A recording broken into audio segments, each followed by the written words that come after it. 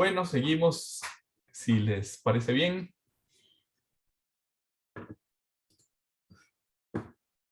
Si me escuchan y se ve la pantalla de la obligación tributaria, la última en la que nos quedamos. Sí, profesor. Sí, profe. Sí, La señor. busco. Sí, Perfecto, muchas gracias. muchas gracias a usted. Vamos a dedicar los próximos minutos a la estructura del hecho generador, a los elementos del hecho generador, a los aspectos del hecho generador. Y para ello, quisiera señalar dos cosas. En primer lugar, vamos a hablar del elemento subjetivo y del elemento objetivo. Pero cada uno de esos elementos, subjetivo y objetivo, tiene distintos aspectos que tienen la misma terminología. Así podemos hablar del aspecto material del elemento subjetivo o bien del aspecto material del elemento objetivo. Entonces, esos aspectos, para que lo tengan presente, pueden predicarse del elemento subjetivo o del elemento objetivo. El elemento subjetivo de la obligación tributaria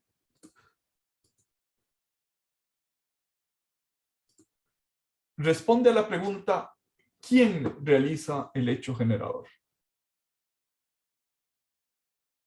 Si A, entonces B, pero ¿quién realiza A?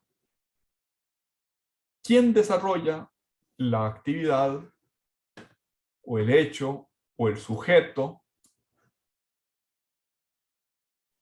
que el legislador estableció como originante del hecho generador? Puede ser una persona física, puede ser una persona jurídica, puede ser un ente colectivo sin personalidad jurídica. Y ese, ¿quién realiza el hecho generador? Puede ser descompuesto en varios aspectos. No es que en la práctica, en la realidad, esa descomposición sea evidente. Es simplemente para efectos de estudio que hacemos esa descomposición. Puede ser, decíamos, persona física o jurídica, o puede ser un ente colectivo sin personalidad jurídica.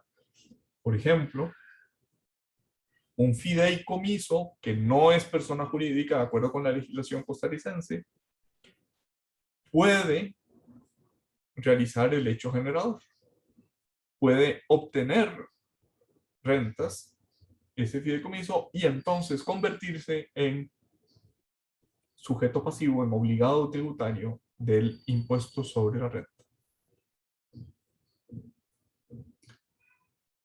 Una sucesión, mientras permanece indivisa, no tiene personalidad jurídica, pero puede ser contribuyente. Puede ser el elemento subjetivo del hecho generador. Con el aspecto material del elemento subjetivo, nos referimos a las características legales o estructurales que debe tener ese sujeto.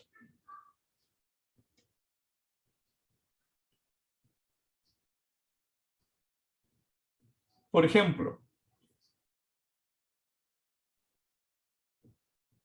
en el impuesto sobre exportación de cajas de banano,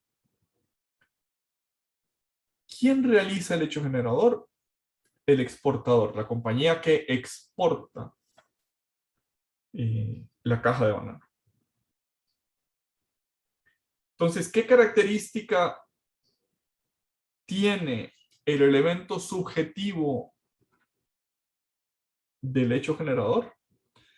No es que produjo la caja, no es que la transportó y la puso del barco, es el que exporta, el que llena el formulario aduanero de exportación.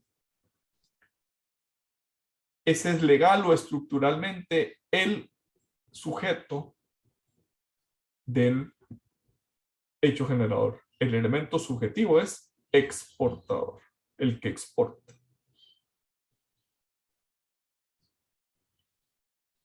Nuestra ley, el Código de Normas y Procedimientos Tributarios, llama al elemento subjetivo lo denomina contribuyente, persona respecto de la cual se verifica el hecho generador de la obligación tributaria. Continúa ese artículo 17 diciendo, puede recaer en personas naturales, en las personas jurídicas, en colectivos sin personalidad jurídica, como pueden ser los fideicomisos u otras entidades que constituyan una unidad económica, dispongan de patrimonio y tengan autonomía funcional.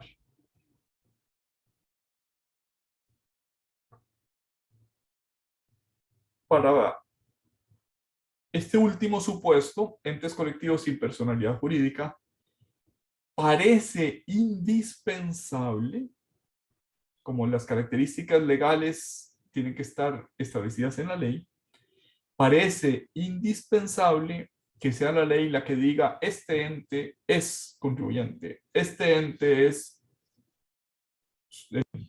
elemento subjetivo del hecho generador. Les pongo un ejemplo, a ver qué les parece.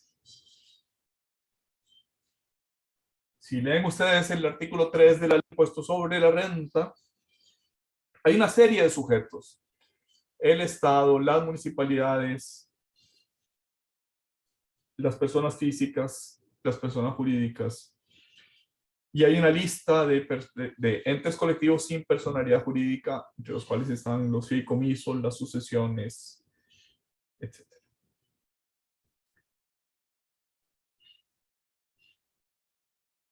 Pero no aparece en esa lista del artículo 3 de la ley del impuesto sobre la renta, no aparecen los consorcios. María José, ¿sabes qué es un consorcio? ¿Nos puedes decir, por favor, qué es un consorcio? Bueno, yo conozco como un consorcio de abogados, que son como un conjunto de personas de la misma profesión que se ponen a hacer cosas de la misma profesión. Ajá. Sí, bueno, ese es un nombre que se utiliza, quizás proveniente del inglés, en que consorcio equivale a agrupación, pero casi seguramente ese caso es una persona jurídica, ese consorcio de abogados que me dices. Sí, generalmente es un bufete, probablemente. Okay. ¿Pero te suena que es un consorcio en derecho administrativo? ¿Un consorcio No, en no, una señor, licitación? del todo no, sinceramente. Okay. ¿Alguno de los presentes sabe que es un consorcio en una contratación pública?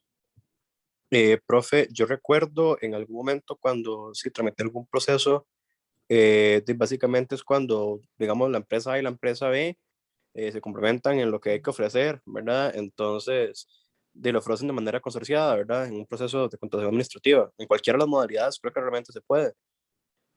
Y al final creo que lo que hacen es que igual el consorcio, o sea, las dos unidades son los oferentes y los responsables de todo lo que tengan que hacer.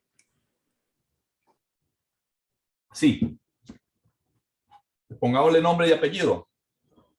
El tramo de la carretera Limonal-Cañas, la carretera interamericana entre Limonal y Cañas, lo ganó un consorcio que está formado por la empresa MECO, de ingrata memoria, y una empresa española que se llama Puentes y Calzadas. ¿Habrán oído hablar de esto en la prensa? ¿No? ¿A alguno le suena lo que acabo de decir?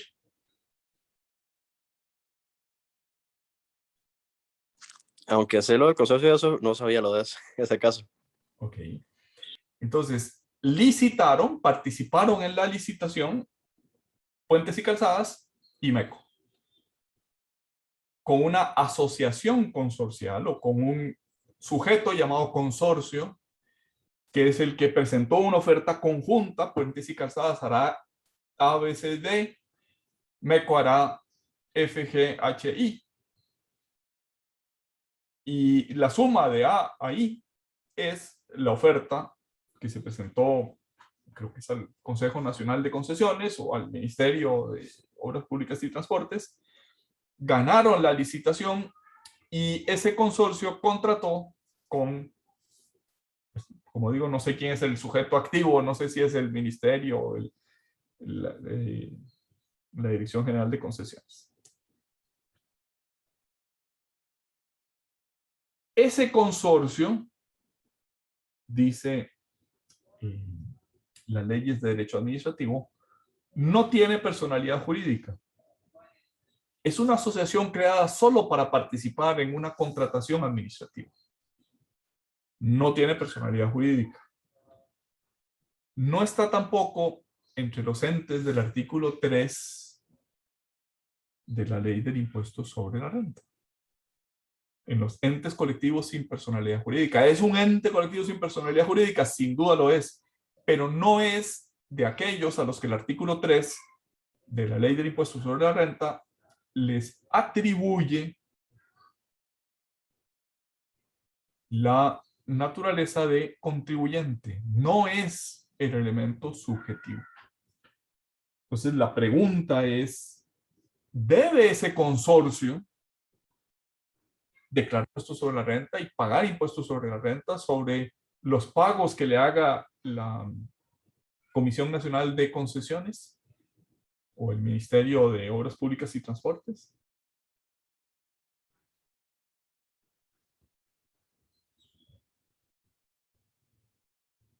¿Quién se anima a responder esa pregunta tan complicada que plantea el profesor? Profe, perdón, ¿me lo puede repetir? Sí, con gusto. Desde el punto de vista del derecho administrativo, dos empresas, una española y una costarricense, hicieron un consorcio y ganaron una licitación y están haciendo la carretera que entiendo que si no la han terminado está muy cerca de terminarla. Se termina el proyecto, se acaba el consorcio, se liquida. ¿Quién paga el impuesto sobre la renta obtenido por ese consorcio? O sea, ya sea la Dirección Nacional de Concesiones o el Ministerio de Obras Públicas de Transporte, que no sé cuál de los dos contrató con el consorcio, dice pues esta tramo Limonal Cañas costaba 100 millones y me ofertaron 110. Esos 10 millones en exceso del costo son renta. ¿Quién paga el impuesto sobre la renta? Puentes y Calzadas, MECO o el consorcio. Bueno, acá me surge la pregunta, si usted no tiene personalidad jurídica, se lo pueden cobrar. Para mí, que es a prorrata realmente, dependiendo de quién haya ejecutado tal, porque cuando lo hacen de esa manera, frecuentemente recuerdo haber visto que no sé si se puede prorrogar a veces, como decir, este punto lo van a hacer las dos al mismo tiempo. Usualmente se dividen, como decir, por fracciones. Entonces yo creo que esa prorrata depende de lo que haya hecho y pues obviamente cuando lo hayan trabajado las dos, pues ahí se tendrá que ver. Ok. Pero ¿quién es el contribuyente?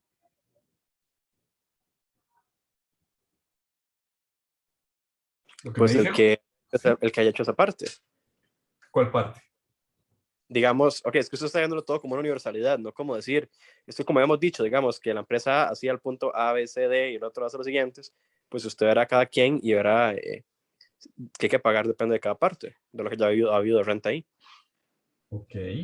Supongamos que Puentes y Calzadas hizo del contrato, hizo los cálculos estructurales que, por decir algo, es el 20% del proyecto. O sea, costaba 10 millones y solo los cálculos de los puentes y de las... No sé si hay más cálculos que hacer, pero supongamos que los cálculos de todo el proyecto eran 2 millones de colones. Y que Puentes y Calzadas, por el consorcio, pues porque tiene muy buenos ingenieros calculistas. Biomeco tal vez no tenía ingenieros calculistas en ese momento o no los tuvo nunca y necesitaba a alguien que le proveyera esa parte del servicio. Pero debe el consorcio o debe Puentes y Calzadas o debe MECO declarar por esa actividad hacer los cálculos estructurales, o debería hacerse, como parece que tiene más lógica, por la renta del proyecto.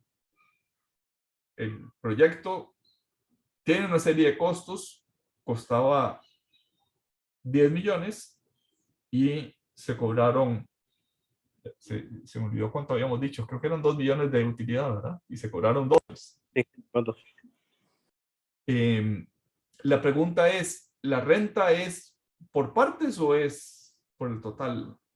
Y el sujeto que debería declararla es el consorcio, es MECO, es Puentes y Calzadas, es el que tenga la mayor parte, o cada uno debe declarar por separado. No vayan a la norma, porque la norma, ya les dije que no dice nada de consorcio. El artículo 3 no se refiere a ello.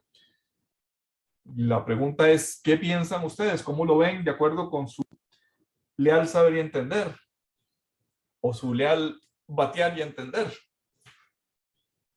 ¿Qué piensan que debería ser?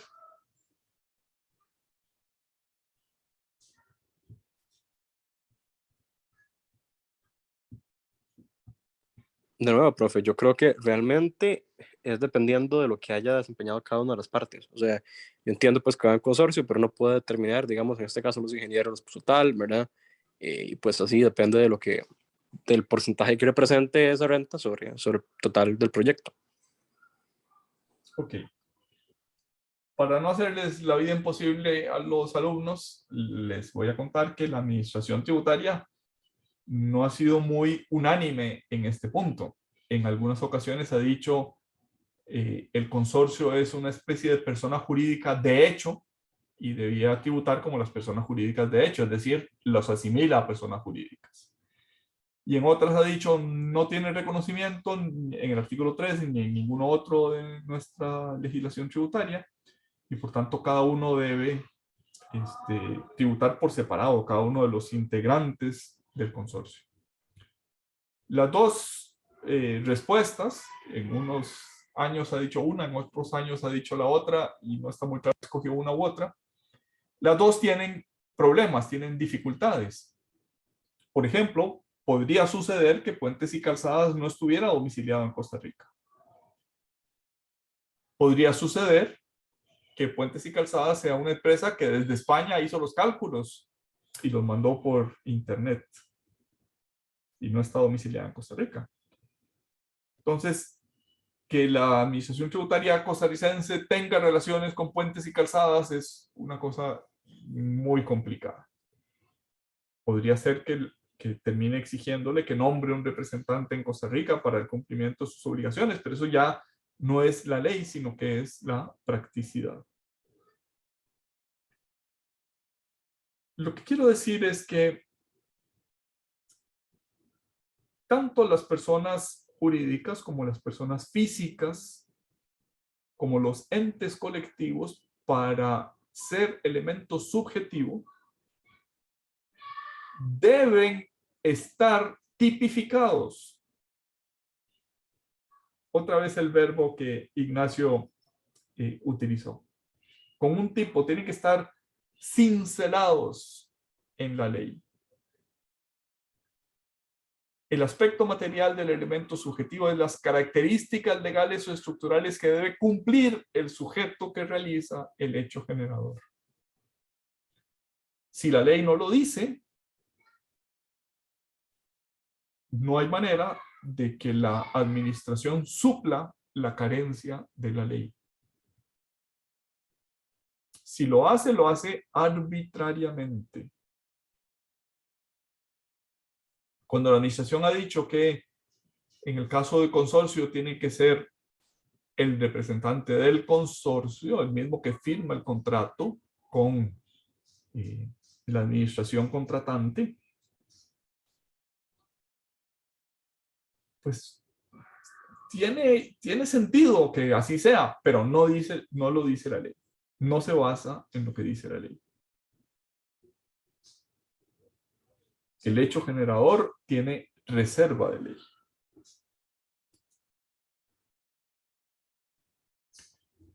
Es decir, es necesario que la estructuración del aspecto material del elemento subjetivo del hecho generador en sus distintas posibilidades se concrete en normativa específica de cada tributo o impuesto.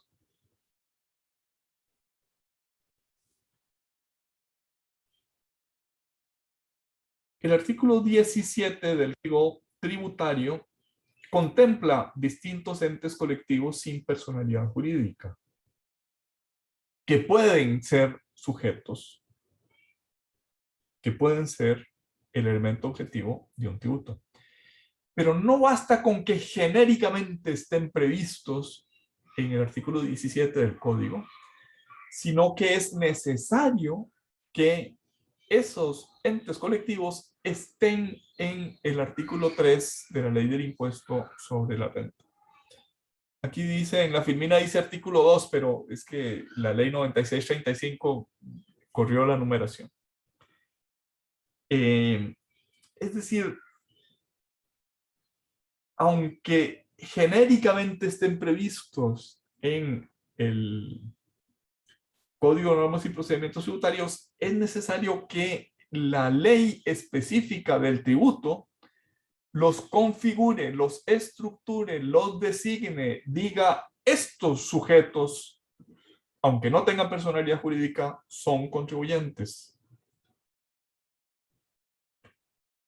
Ejemplo típico, en la gran mayoría de las leyes de impuesto de patentes municipales en Costa Rica, no se designa entes colectivos.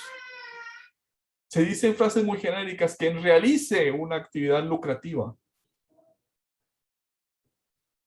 ¿Y quién es quien realice una actividad lucrativa?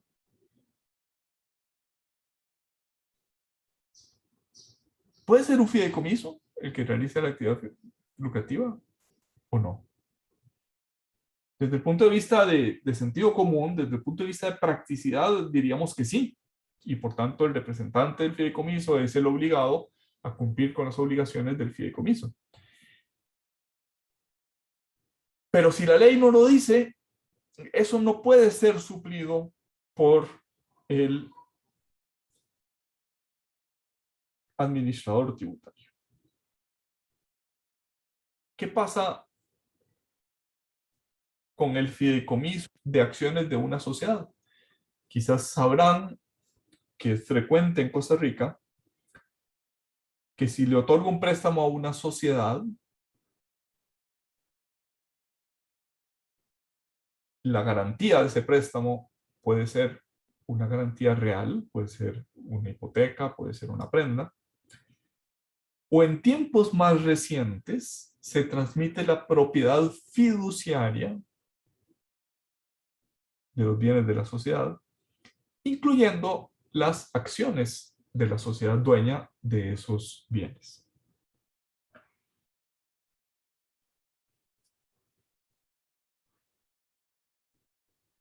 La ley del impuesto sobre la renta dice que las personas jurídicas dueñas de las acciones de otra persona jurídica,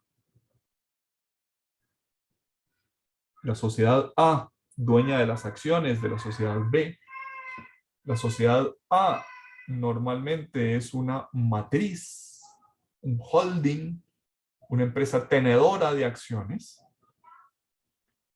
Cuando eso sucede, si la holding tiene actividad, o sea, si tiene la propiedad de las acciones, pero además tiene actividad, por ejemplo, le presta algunos servicios a las sociedades afiliadas, entonces está exenta del impuesto a los dividendos.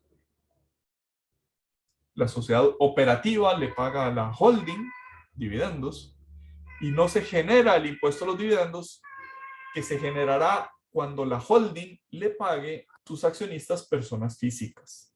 Pero ese primer paso de la sociedad operativa a la holding no genera, está exento del impuesto a los dividendos. Ahora, ¿qué pasa si el dueño de las acciones en propiedad fiduciaria ya no es la holding, sino que es el fideicomiso.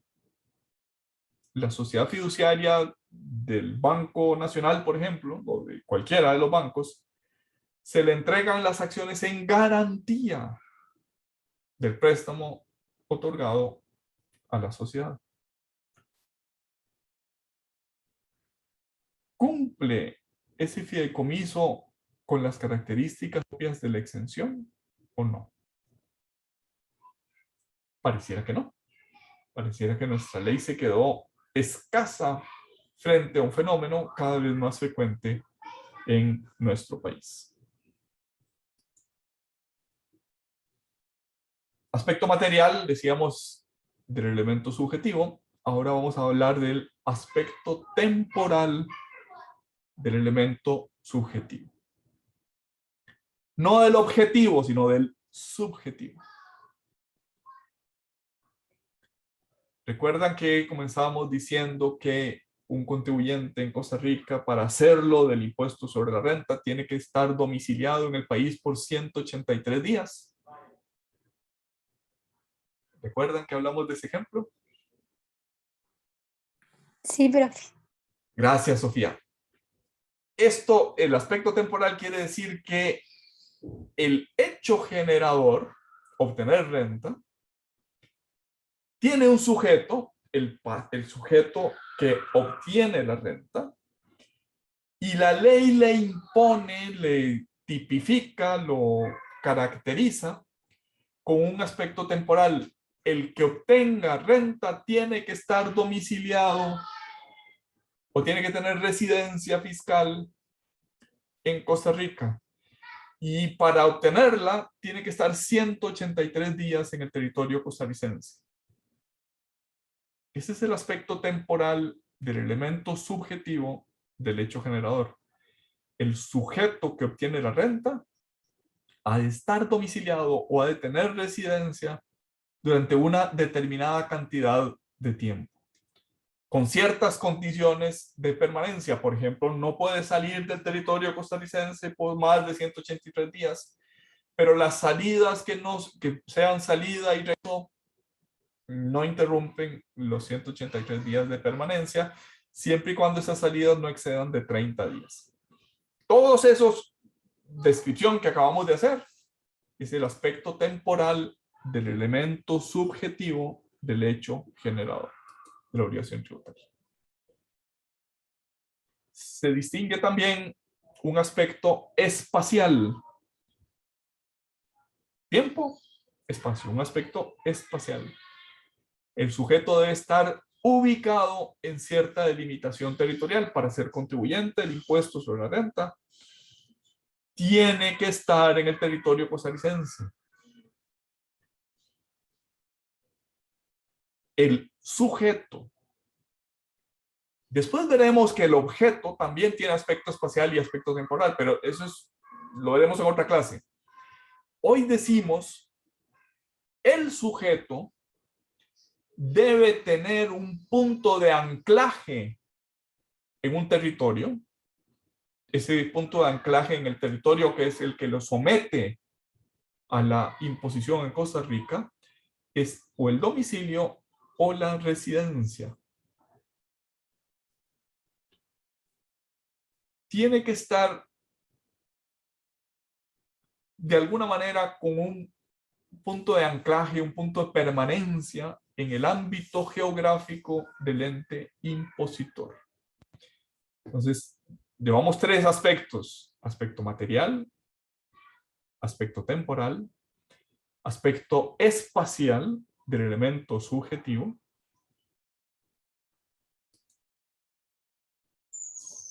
y hay todavía un aspecto cuantitativo, una cantidad. Pero eso lo dejaremos para la próxima clase cuando hablemos del elemento objetivo del hecho generador. Hasta hoy hemos visto el elemento subjetivo, y vimos los tres primeros aspectos de ese elemento: material, espacial, temporal. En la próxima clase veremos el elemento objetivo del hecho generador. El hecho generador considerado en sí mismo responde a la pregunta ¿qué? No a la pregunta ¿quién? Y veremos que se descompone también en 4 aspectos: material, espacial, temporal, cuantitativo. Cuando hablemos de cuantitativo, nos referiremos también a la cantidad respecto del elemento subjetivo y respecto del elemento objetivo. Lo vamos a dejar el día de hoy hasta aquí. Preguntas, dudas, aclaraciones, comentarios. ¿Alguien que quiera intervenir y contarnos alguna cosa?